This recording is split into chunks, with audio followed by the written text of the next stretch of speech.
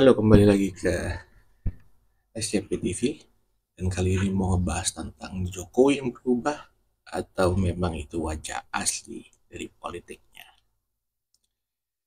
Ya, Jokowi itu orang yang mengawali karir politik sebagai wali kota Solo. Kita udah tahu itu semua. Lalu berlanjut menjabat jadi gubernur DKI Jakarta dan kemudian menjadi Presiden Republik Indonesia. Nah, pada saat itu Joko Widodo ini disebut sebagai sosok membawa harapan baru. Tapi di penghujung masa kekuasaan Jokowi sebagai presiden yang akan berakhir, banyak kalangan termasuk dari pendukungnya justru berbalik menuduh pengusaha mebel itu mengonsolidasikan sebuah oligarki. Dan dia diduga ingin melanggengkan kekuasaan dengan merancang putra sulungnya, yaitu Gibran Rakabuming Raka, dan memberikan restu melaju ke Pilpres 2024. Ini pelanggengan kekuasaan yang kita masih perlu pelajari. Hal ini tak lain karena wacana penundaan pemilu dan isu 3 periode yang dulu sempat muncul lalu berakhir kandas. Tetapi tuduhan politik dinasti ini justru dibantah sendiri oleh Jokowi dengan mengatakan, ya itu kan masyarakat yang menilai. Tingkat kepuasan publik terhadap kinerja Presiden Jokowi pada saat itu masih di atas 50%. Tapi suara yang kecewa disertai keretakan hubungan dengan PDI Perjuangan berpotensi mengerek turun sentimen positif tersebut, dugaan pada saat itu. Jokowi yang dulu saya kenal adalah seorang pria dengan perawakan ramping. Ia lahir di rumah sakit Minulio, Solo pada 1961 di tengah keluarga yang sederhana yang pernah saya baca. Ayahnya itu setahu saya penjual kayu dan bambu, serta ibunya seorang pekerja keras yang merawat anak-anak. Masa kecil Jokowi disebut sulit dan keras. Menurut beberapa catatan, keluarganya pernah berpindah-pindah karena rumahnya beberapa kali harus terkena penggusuran. Di tahun 1988 menjadi saat-saat yang menentukan nasib Jokowi di masa mendatang. Ketika itu dia memutuskan membangun bisnis kayu lewat utang dari bank dengan jaminan sertifikat tanah milik orang tuanya. Bisnis mebel yang dia rintis kemudian berhasil menembus pasar luar negeri dan bertahan hingga kini. Jokowi mulai karir politik dengan bergabung PDIP pada 1998. Ia mendapat tiket dari partai berlambang banteng untuk menjadi wali kota Solo pada 2005. Dalam sebuah acara debat calon wali kota Solo, Jokowi sebagai salah satu kandidat, ia dianggap baik dalam merencanakan program anggaran daerah yang partisipatif sifatnya. Saat terpilih menjadi wali kota, ada secercah harapan dalam konteks lokal ya. Dia menjalankan program yang partisipatif, anti kekerasan dan ruang publik yang dibuka. Pada saat itu ya, program tersebut itu seperti angin besar, angin yang manis sekali untuk Indonesia, sesuatu yang lebih baik dengan kepemimpinan yang sipil. Nama Jokowi makin mencuri perhatian publik setelah memperoleh penghargaan. Karena sejumlah gebrakan saat dia menjadi wali kota Solo, dia berhasil mematahkan mitos relokasi PKL yang berujung kekerasan antara aparat dan pedagang. Sekitar 900 pedagang mau meninggalkan Taman Banjarsari di pusat kota Solo menuju lokasi baru di Pasar Kretikan tanpa ada kekerasan, tapi melalui dialog berbulan-bulan. Kemudian ada istilah belusukan juga yang melekat dengan Jokowi. Karena sejak Jokowi menjabat wali kota Solo, ia turun langsung ke lapangan, melihat persoalan yang ada di masyarakat, dan dia langsung mendengarkan. Belusukan juga berarti inspeksi secara mendadak, memeriksa anak buahnya apakah bekerja dengan benar sesuai dengan aturan yang ada. Kemudian pada tahun 2012, pria yang suka dengan musik cadas ini terpilih sebagai wali kota terbaik ketiga versi World Major Project. Jokowi disebut berhasil mengubah Solo dari kota yang marak tindak kriminalitas menjadi sebuah pusat seni dan budaya, lalu menarik wisatawan mancanegara. Bicara kebijakan anti kekerasan, ada seorang bernama Hasta Gunawan. Dia itu adalah mantan kepala Satpol PP Kota Solo yang juga menyaksikan bagaimana Jokowi menjalankan kebijakan anti kekerasan di kotanya pada saat Jokowi menjadi wali kota. Dalam menghadapi demonstrasi, menurut data yang saya dapat, Jokowi sempat memerintahkan Hasta untuk setiap saat membuka gerbang kantor wali kota. Tujuannya apa?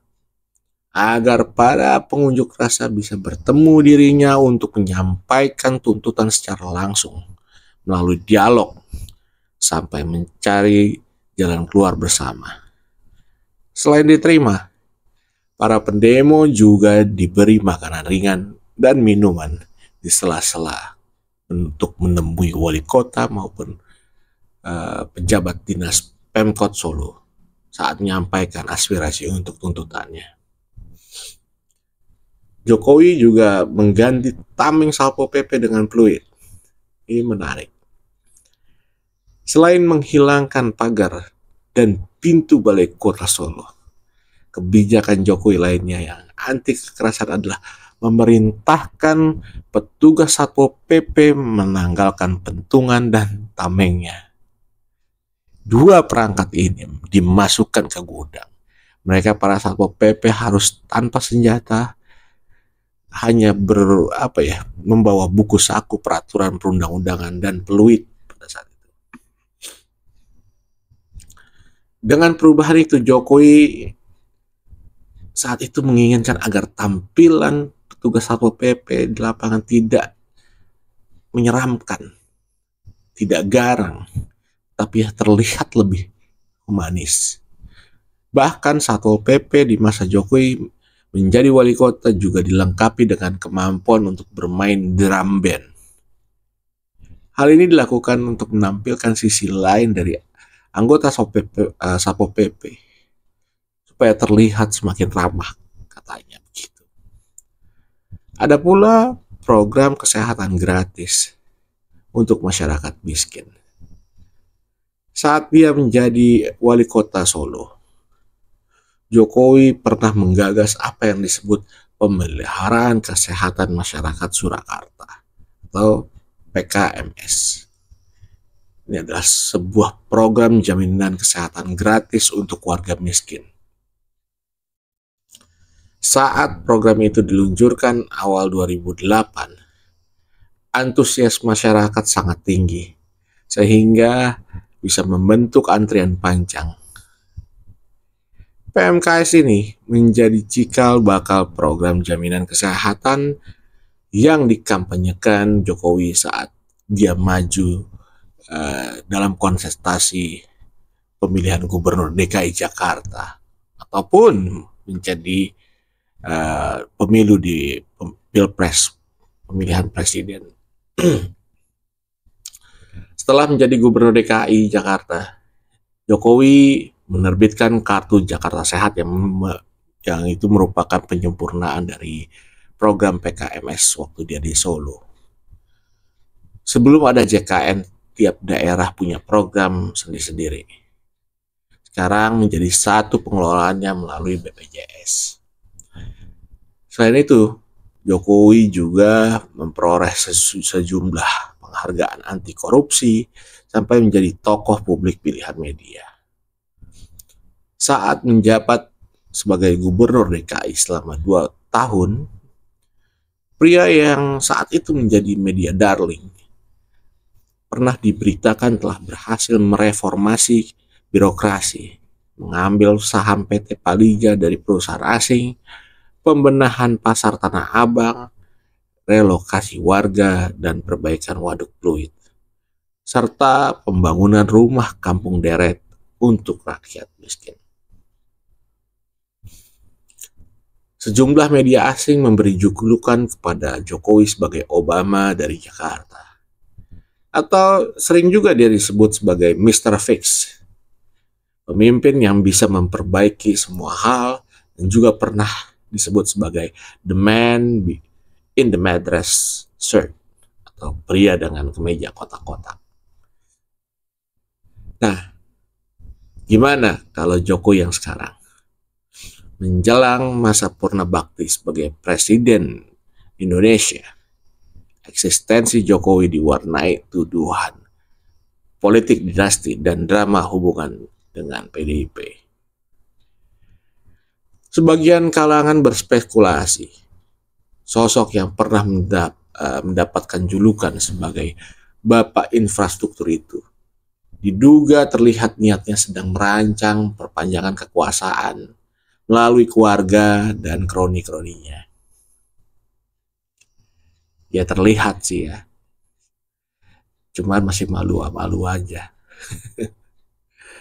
Sejumlah gejalanya nih bisa dilihat dari momentum politik yang melibatkan anak-anak Jokowi menjelang pada saat itu Pilpres 2024. Pertama ya, putra sulung Jokowi, Gibran Rakabuming Raka, menjadi bakal calon wakil presiden setelah MK atau Mahkamah Konstitusi, yang dimana salah satu hakimnya itu adalah adik ipar Jokowi, yaitu kita udah tahu ya, Anwar Usman.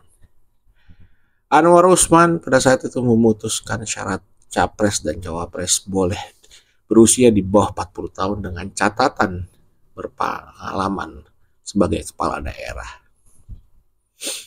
Kemudian setelah berhasil dari putusan sang paman, Gibran berpasangan dengan Prabowo Subianto dari Koalisi Indonesia Maju, rival dari PDIP dan koalisinya dalam Pilpres 2024 yang lalu. Hal kedua, putra bungsu Jokowi, Kaisang Pangarep, dengan sangat instan dinobatkan sebagai Ketua Umum Partai Solidaritas Indonesia. Hanya 3 hari setelah memperoleh kartu tanda anggota dari partai berlogo kepalan tangan yang menggenggam bunga mawar berwarna putih itu, langsung jadi ketua umum. Lalu yang ketiga, keluarga Jokowi ini disebut politikus kutu loncat dan pembangkang karena tidak seirama dengan PDIP, partai yang mengusung Jokowi dari awal karir politik hingga menjadi presiden. PDIP mengusung Ganjar Mahfud dalam Pilpres 2024. Tapi dia justru berbeda sepertinya. Alasan terakhir ini lebih politis, bisa dijadikan bahan kampanye pada saat itu. Karena apa? PDIP juga sudah punya jagoannya sendiri, yang mana sekaligus berpeluang membalikkan citra Jokowi yang selama ini memperoleh sentimen positif dari publik. Dalam keterangannya, Sekjen PDIP Hasto Kristianto pada saat itu mengaku kami ditinggalkan Jokowi setelah PDIP memberikan privilege yang begitu besar kepada Presiden Jokowi dan keluarganya. Waduh, apa kayak kacang lupa kulit ya? Ya udahlah ya, kita lanjut aja dulu. Setelah beberapa hal yang dinilai kurang pantas dalam etika politik, banyak pendukung Jokowi yang justru berbalik arah. Tadinya mendukung, justru sekarang malah kecewa. Banyak orang yang telah mengawal dan mendukung program dan kebijakan Jokowi yang pro terhadap masyarakat sejak dia memulai karirnya sebagai wali kota Solo pada 2005. Tapi sekarang gimana? Pendukungnya yang memilih Jokowi 2 kali pilpres banyak yang mengatakan, "Wah, saya jengkel," katanya begitu. Poinnya sih seperti itu. Nah, jengkelnya mereka itu saya menduga karena Gibran dan Kaisang menjelma sebagai politikus karbitan yang disokong kekuasaan. Terlebih lagi caranya gak benar dan mungkin kurang elok kali ya. Karena ini bukan soal usia, tapi bagaimana cara mereka mengangkangi, menerabas, menghina 50% lebih pemilih Indonesia yang orang muda ini dengan cara mereka yang gak elok sama sekali. Kalau tokoh atau figur yang kita dukung ternyata sudah tidak sesuai dengan cita-cita reformasi, masa masih mau kita dukung? Kalau beliau sudah tidak lagi sejalan, ya sudah seharusnya kita lawan. Ada juga pernyataan keprihatinan yang datang dari budayawan Butet Keterajasa yang mengatakan putusan MK itu menyebabkan Gibran bisa pasangkan dengan Prabowo sebagai awal datangnya bencana moral. Nah, rakyat Indonesia bukan orang yang bodoh yang tidak bisa membaca peristiwa, kata Butet dalam sebuah surat terbuka kepada Jokowi. Kemudian dalam sebuah cuitan di media sosial, ada seorang jurnalis senior yaitu Gunawan Muhammad meragukan kepatutan Gibran sebagai cawapres. Bukanlah karena usianya, melainkan karena soal nepotismenya. Itu katanya. Nepotisme adalah tindakan memilih kerabat atau sanak saudara untuk bisa memegang pemerintahan. Kebiasaan ini itu tuh kebiasaan yang terjadi di era-era Soeharto berkuasa. Nepotisme itu gak adil. Gibran naik ke atas bukan melalui sebuah persaingan terbuka. Dalam prosesnya, Jokowi, Gibran, Anwar Usman, dan Kaisang telah dilaporkan sejumlah ormas ke Komisi Pemberantasan Korupsi atau KPK karena tuduhan kolusi dan nepotisme terkait putusan MK. Nah, menanggapi hal ini, Gibran jawab ringan, ya ditindak lanjut di KPK ya, monggo silahkan. Itu katanya. Santai banget kan? Guru besar ilmu komunikasi Universitas Erlangga, Profesor Henry Subianto, juga mengatakan hal yang serupa. Ia bicara gamblang menyukai Pak Jokowi dan menganggap sosoknya sebagai representasi dari rakyat yang selama 30 tahun terpinggirkan dan tidak diberi kesempatan dan kekuasaan oleh Orde Baru pada saat itu. Nah, menurut Prof. Henry, menggandeng Prabowo dan meluncurkan Gibran sebagai cawapres sudah direncanakan dan disiapkan oleh Pak Jokowi. Nah, menjelang akhir masa jabatannya, Pak Jokowi berubah. Atau memang inikah aslinya yang mulai kita ketahui, kata Prof. Henry dalam akun di X atau yang dulu bernama Twitter. Suara kekecewaan terhadap sikap Jokowi yang merestui putranya Gibran untuk ikut di panggung kontestasi Pilpres 2024 juga diwujudkan dalam aksi-aksi di daerah. Sekelompok orang di Yogyakarta menggelar aksi unjuk rasa melawan manuver politik Gibran yang mencalonkan diri sebagai bakal cawapres.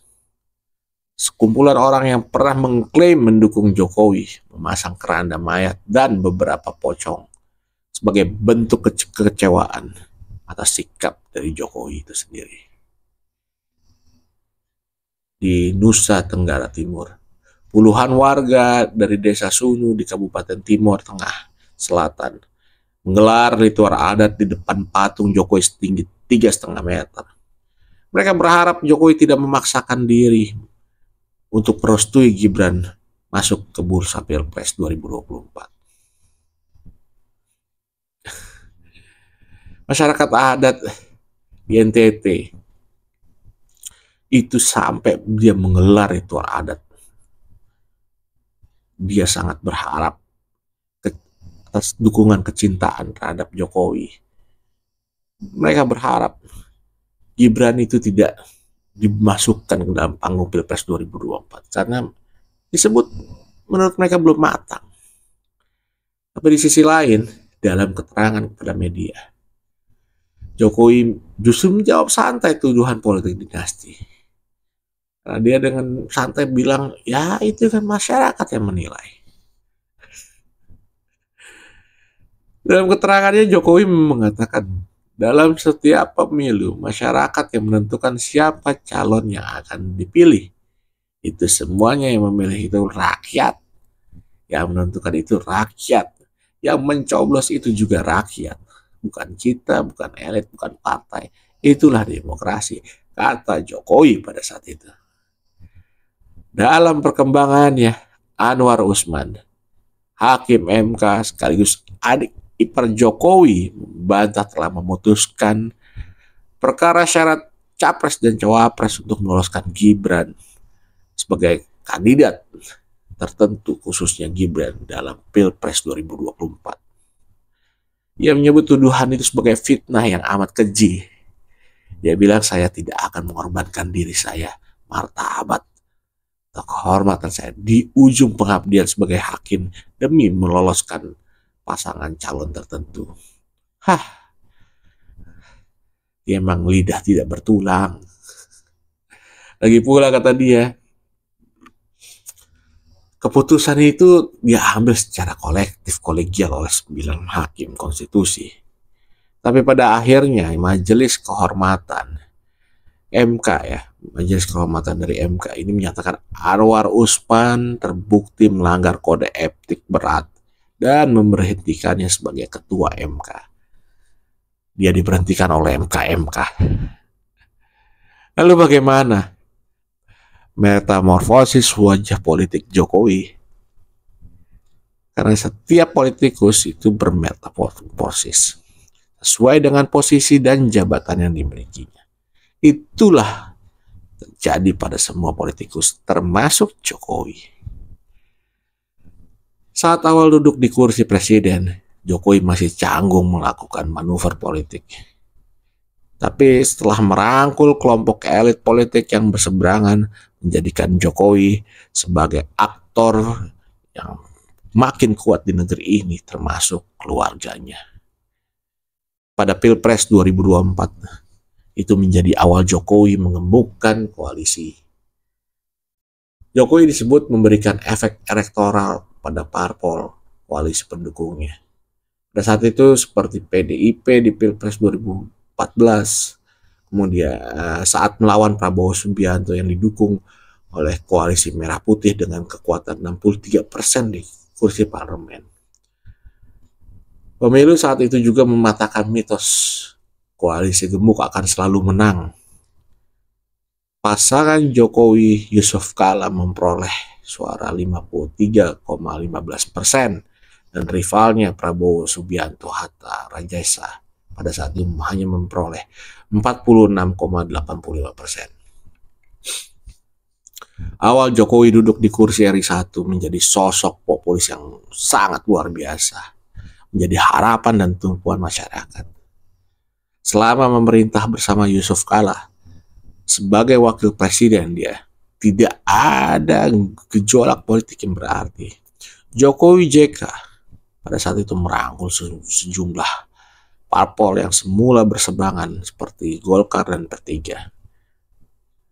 Dengan demikian, pemerintahan Jokowi berjalan makin kuat dan makin stabil. Sejumlah tokoh militer pada saat itu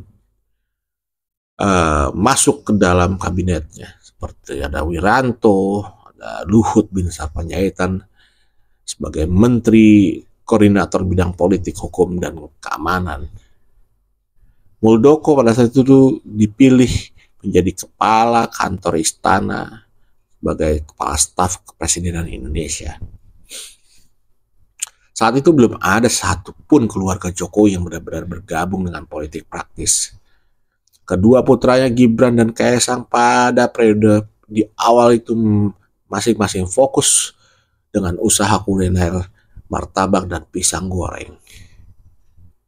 Pria dalam keluarga Jokowi lainnya adalah menantunya, yaitu Bobi Nasution. Saat itu mengaku hanya ingin fokus bisnis kedai kopi. Bobi sempat mengatakan bahwa dia masih di dunia usaha dulu, lebih fokus di dunia usaha dulu. Dalam kesempatan lain, Gibran pernah mengaku tidak tertarik katanya ke politik. Kalau jadi pebisnis saya tertarik, kalau jadi politikus tidak. Beda tempe sama tahu, pagi sama siang. Jokowi juga pernah mengatakan nggak akan memaksakan anak-anaknya untuk terjun dalam dunia politik praktis. Pernah dalam satu kesempatan Jokowi bicara bahwa anak-anak saya berikan kebebasan penuh. Pada saat itu dia sempat bicara seperti itu. Tapi yang namanya orang bisa berubah. Pada 2020, Gibran dan Bobi melenggang ke panggung pilkada dan menang masing-masing menjadi wali kota Solo dan wali kota Medan. Dalam sebuah wawancara, Jokowi menyangkal itu bagian dari dinasti politik. Jokowi bilang kalau ada keluarga misalnya anak yang berpartisipasi dalam pilkada di daerah, itu rakyat yang menentukan, bukan Jokowi, katanya seperti itu. Bener pagi tahu sore tempe ini. Gibran Rakabuming Raka, putra sulung Presiden Jokowi, mengaku ikut bersaing memperebutkan kursi wali kota Solo tanpa bantuan ayahnya. Tapi jujur sih ya, ini klaim ini diragukan. Saya pun meragukan gitu. Masa sih nggak dibantuin? Kita lanjut aja pada kemenangan Jokowi dalam Pilpres 2019 ya. Dimana kita melihat kalau menjadi oposisi itu udah nggak berarti lagi. Jokowi pada saat itu menang ya melawan Prabowo Subianto lagi ya. Yang dulu itu berpasangan dengan Sandiaga Uno. Sementara Jokowi menggandeng Ma'ruf Amin. Kombinasi itu dinilai sebagai kombinasi yang saling melengkapi, yaitu nasionalis religius. Hal tersebut ya sekaligus figur yang dianggap bisa meraup suara dari NU. Kemudian ada rekapitulasi KPU menunjukkan kemenangan Jokowi Ma'ruf Amin dengan perolehan suara pada saat itu 55,5% dan Prabowo Sandi itu hanya 44,5%. Dia unggul di 21 provinsi. Saat itu koalisi yang menyokong Jokowi semakin gemuk berkat konsolidasinya yang dibangun selama periode pertama dengan Golkar dan P3. Koalisi Indonesia Kerja di bawah Jokowi yang juga berisikan PDIP, PKB, dan Nasdem menguasai parlemen lebih dari 60%. Dominasi parlemen makin kuat setelah Jokowi merangkul Prabowo Subianto sebagai Menteri Pertahanan yang secara otomatis memasukkan Gerindra dalam barisan koalisi dengan tambahan suara di parlemen 12,57%. Belakangan, PAN dengan suara di parlemen 6,8% juga masuk barisan koalisi seiring dengan pengangkatan ketua umumnya Zulkifli Hasan ya sebagai Menteri Perdagangan. Koalisi besar dengan suara parlemen 80% akhirnya menopang pemerintahan Jokowi. Meskipun ya masih ada parpol oposisi seperti Demokrat, kemudian ada PKS, Tapi banyak juga orang atau analis politik yang mengatakan keberadaan mereka nggak cukup kuat sebagai penyeimbang. Kemudian muncullah demokrasi gotong royong ala Jokowi. Dalam sebuah wawancara, Jokowi itu pernah menjawab pertanyaan mengenai merangkul oposisi. Dia mengatakan bahwa di negara lain mungkin sulit, tapi inilah Indonesia. Demokrasi Indonesia adalah demokrasi Pancasila, demokrasi gotong royong. Ada sebuah analisis politik yang memproyeksikan kehadiran Prabowo yang semula oposan menjadi bagian dari pemerintah. Itu mereka sebut tuh bakal melemahkan oposisi justru. Hal ini akan mengakibatkan sistem pengawasan dan keseimbangan pemerintah pasti melempem. Nah, sekarang ini balik lagi, Jokowi yang berubah atau itu memang wajah politik aslinya. Pada periode kedua, Jokowi mampu memberikan ruang pada keluarga untuk bermain dalam panggung politik. Bukan hanya di daerah, tapi justru di nasional. Jokowi termasuk presiden pasca reformasi yang paling berhasil memperkuat politik dinastinya. Kenapa? Dengan jatah kursi menteri dan pejabat teras di BUMN yang sudah terdistribusi dengan baik untuk para pendukung dan parpol pendukung pemerintahan, justru menjadikan modal bisnis dan politik bagi anak-anaknya untuk bisa membangun jaringan yang lebih luas lagi. Nah, ada apa itu?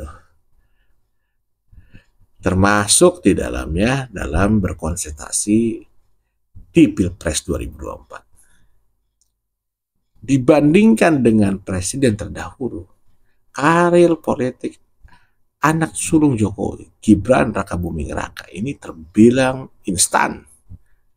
Hanya butuh 2 tahun sejak menjabat sebagai wali kota Solo untuk memperoleh tiket bakal cawapresnya. Sementara itu, Puan Maharani untuk bisa mendapuk kursi ketua DPR pada 2019 setidaknya butuh waktu 18 tahun sejak ibunya Megawati Soekarno Putri menjadi Presiden Indonesia pada 2001. Lalu ada Agus Harimurti Yudhoyono menjabat ketua Partai Demokrat pada 2020 secara aklamasi. Setidaknya dia butuh karir politik ini untuk mencapai itu butuh 16 tahun sejak ayahnya SBY menjabat sebagai presiden di tahun 2004. Cara Jokowi mendengar kritikan masyarakat. Kritik masyarakat ini udah berubah. Dia udah gak dengerin dengan cara dia yang lama. Sebagian orang menilai perubahan Jokowi menonjol dari Jokowi sejak karirnya sebagai wali kota dan saat menjadi presiden ada cara mendengarkan persoalan di masyarakat. Salah satu yang paling monumental adalah ketika dia memindahkan PKL dari Banjarsari sampai berbulan-bulan bernegosiasi langsung dan bertemu langsung. Istilahnya dulu itu negosiasi makan.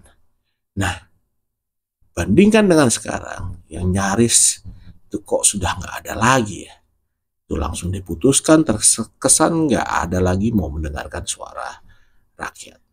Jauh banget bedanya. Dalam polemik yang terjadi belakangan ini mengenai putusan MK yang memberikan jalan bagi Gibran untuk bisa mendampingi Prabowo sebagai bakal cawapresnya pada saat itu, Jokowi seolah membiarkan suara masyarakat. Apalagi soal kasus yang terakhir MK itu, sepertinya udah nggak mau mendengarkan lagi apapun yang diutarakan oleh publik ya.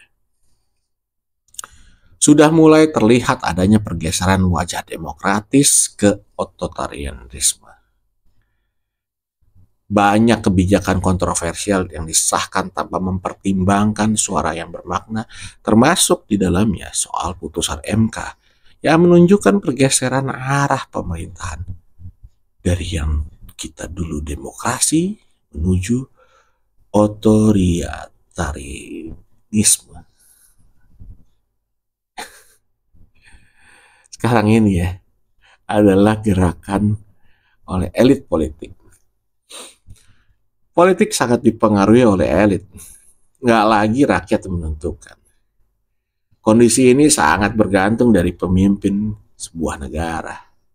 Semakin demokrat leader atau pemimpinnya, maka wajah politik kita akan semakin demokratis. Ada dalam satu wawancara, Jokowi mengaku dirinya masih seperti yang dulu. Saat dia ditanya apakah Anda masih menempatkan diri sebagai wong cilik, ikon demokrasi dan memenuhi harapan itu. Dia mengatakan ya, sampai saat ini Jokowi juga masih seperti ini. Gak berubah dan ya terserah juga penilaian dari masyarakat. Atau Jokowi seperti itu.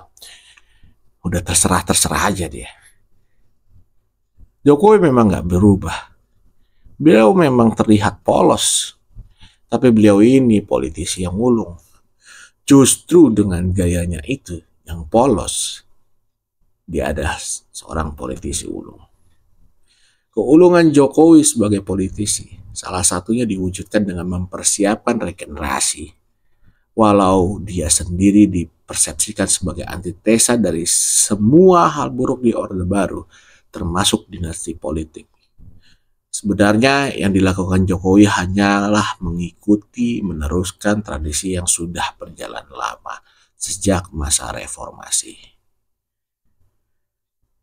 Terlepas dari kritik jelang masa purna baktinya, Jokowi setidaknya telah menjadi presiden pertama di era reformasi yang atas nama negara mengakui pelanggaran HAM berat di masa lalu.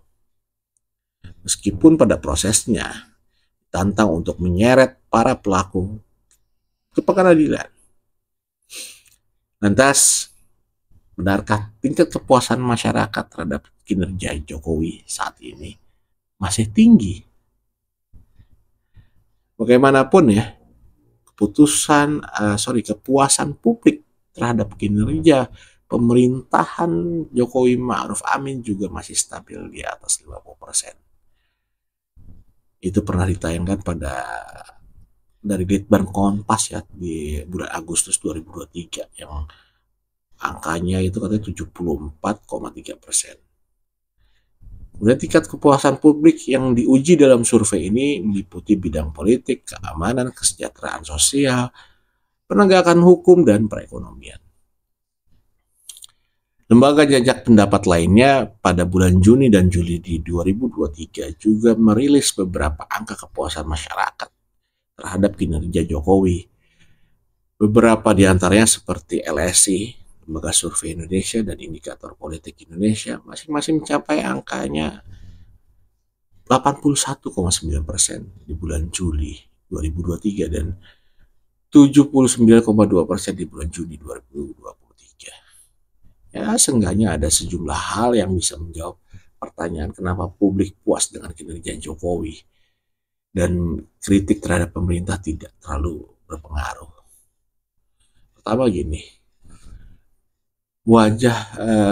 Jokowi menggunakan wajah populis sepanjang karir politik dengan kampanye demi kepentingan rakyat. Kedua, kucuran APBN untuk program dana desa. Ketiga, program bantuan sosial terutama bantuan langsung tunai.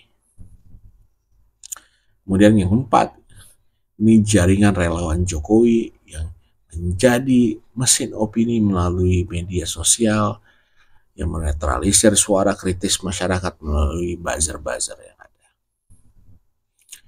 Kemudian yang kelima, wacana kritis tentang kebijakan kontroversial ini hanya muncul di kalangan kelas menengah dan kelompok intelektual.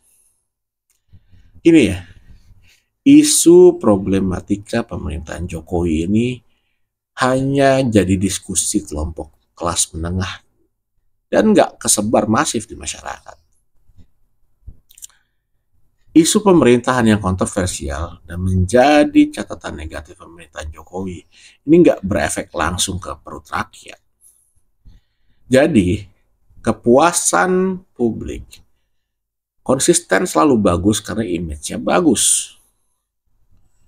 Pemerintahan Jokowi cukup baik dalam mendongkrak perekonomian di masa sulit, termasuk membardir bantuan sosial kepada masyarakat meskipun mendapat catatan-catatan data penerimanya itu bermasalah.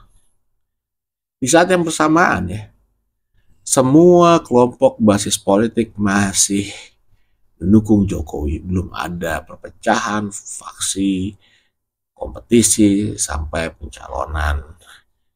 Kecuali yang soal Gibran. Sampai akhirnya muncul soal itu. Dampak Pilpres 2024 berpotensi menurunkan citra Jokowi. Dengan suara-suara kalangan yang kecewa ditambah perseteruannya dengan PDIP berpotensi menggerek turun sentimen positif terhadap Jokowi. Ini artinya apa? Pihak yang punya kepentingan untuk menjaga citra Jokowi pasti berkurang. Enggak semua parpol sekubu dengan Jokowi lagi. Ada kepentingan menang untuk pemilu dan mengarahkan ke strategi politik yang akan dipakai. Sekali lagi, semua akan kembali pada drama elit politik. Lalu di mana publik ditempatkan? Publik harus belajar lebih hati-hati dalam memilih pemimpin di setiap pemilu. Setiap pemilu itu harus hati-hati. Wajah pemimpin pada saat berkampanye mungkin sangat demokrat, dekat dengan rakyat kecil. Tapi niat dan perilakunya sederhana. Sederhana yang justru sebaiknya. Dan itu sudah sering terjadi di setiap momen pemilu. Perlu berhati-hati lagi dalam memilih seorang demokrat dalam pemilu. Apakah dia benar-benar demokrat atau sebenarnya shadowing untuk menutupi diri dari otoriternya. Sekarang kita tahu beberapa hal yang membuat jadi pertanyaan dari perubahan sikapnya Jokowi kali ini. Ada beberapa daftar anomali sikap Jokowi atas isu kontroversial yang sudah saya kumpulkan.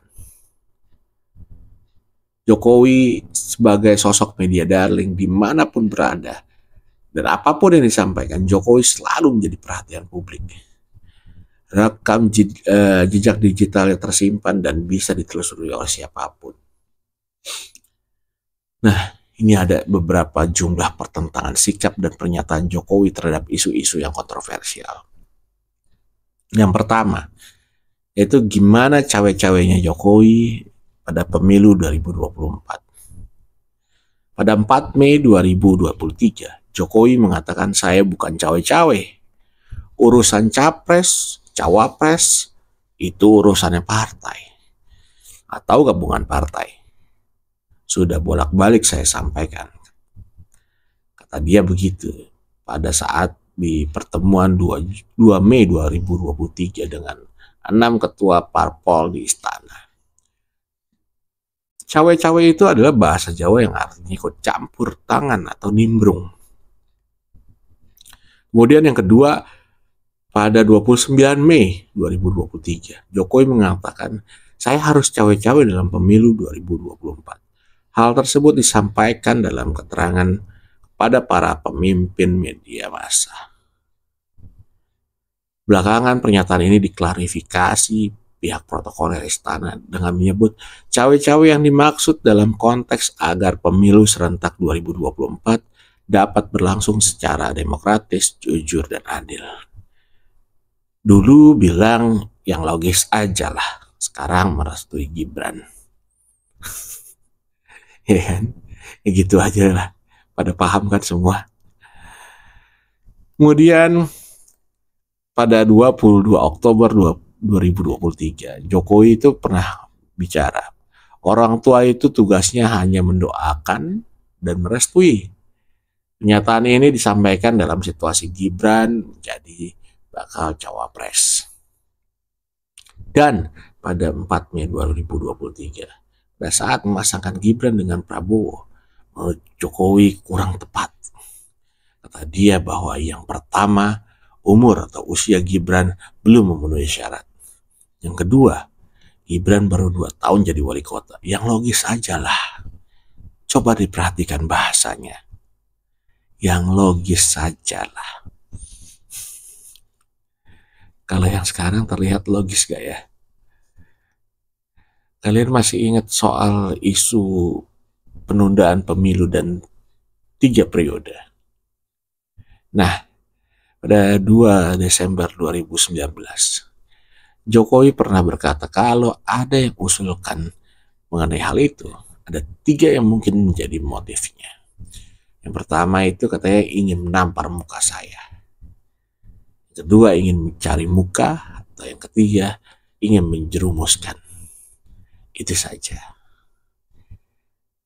Lalu pada 4 Mei 2022, 3 tahun kemudian, Jokowi sedikit lunak menanggapi karena penundaan pemilu atau 3 periode tidak bisa dilarang saat sejumlah elit politik mewacanakan hal itu. Itu bagian dari demokrasi. Jokowi pernah mengatakan karena ini kan demokrasi ya.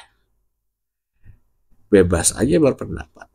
Tapi kalau sudah pada pelaksanaan semua harus tunduk dan taat pada konstitusi.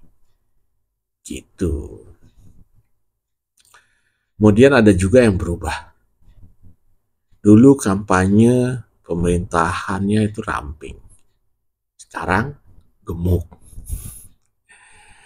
Dalam debat Capres-Cawapres di tahun 2014 ya, Jokowi pernah menjawab satu pertanyaan penting mengenai pemimpin negara bebas dari tuntutan partai dan menghindari perilaku koruptif. Jokowi pernah bilang ini, sejak awal kami sampaikan bahwa ingin membangun sebuah koalisi, sebuah kerjasama yang ramping. Gak usah banyak parpol, gak usah banyak yang gabung, gak apa-apa. Tapi dalam perjalanannya, koalisi pemerintahan Jokowi mendominasi hingga 80%.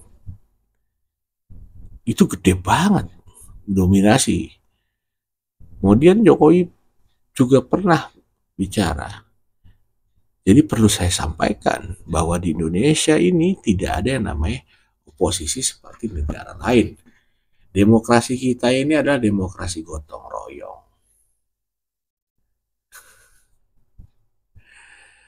Ya, mengenai bantuan sosial ini juga ada perubahan sikapnya Jokowi ya. Karena dulu dia kritik program bantuan langsung tunai yang SBY buat, tapi sekarang udah beda. Pada 2012 tanggal 28 Maret, Jokowi pernah bicara ketika ditanya soal dia mengkritik kebijakan pemerintahan SBY terkait BLT ya. Dia bilang, kalau diberikan langsung tunai begitu, itu namanya kita mendidik masyarakat hanya menjadi tangan di bawah, menengadahkan tangan saja. Lalu berubah pada September 2022. Jokowi bicara agar daya beli masyarakat, kemudian konsumsi masyarakat menjadi lebih baik. Dia bicara seperti itu setelah BBM bersubsidi dinaikkan harganya. Saat itu penerima BLT subsidi di seluruh Indonesia itu sekitar 20,6 juta. Waduh, ini banyak juga ternyata yang berubah dari Jokowi ya. Saya juga sejujurnya udah sampai capek ngerisetnya, nulis narasi kayak gini. Sampai saya harus bisa sampaikan sekarang melalui video ini. Masalahnya, saya gini aja udah capek. Tapi kalau Jokowi sendiri capek nggak ya? Udah dulu ya. Terima kasih yang udah menonton channel ini. Jangan lupa tonton kembali Wajangan Paman Yal dengan topik yang lebih menarik lagi. Oke, Terima kasih.